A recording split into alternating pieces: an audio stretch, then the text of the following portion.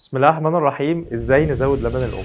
لبن الام 90% منه ميه، ده المكون الاساسي للبن الام. علشان كده الام لازم تشرب من 2.5 ل 3 لتر في اليوم، يعني ما يعادل 15 كوبايه ميه. طبعا لما نقول الرقم ده لاي ام بتتخض منه جدا، بس لازم نبقى عارفين ان الانسان الطبيعي بيحتاج حوالي 2 لتر، والطفل بيرضع من لتر للتر و2 من 10 في اليوم، يعني اجمالي 3 لتر. عشان كده شرب الميه يعتبر من اهم الحاجات اللي بتزود لبن الام.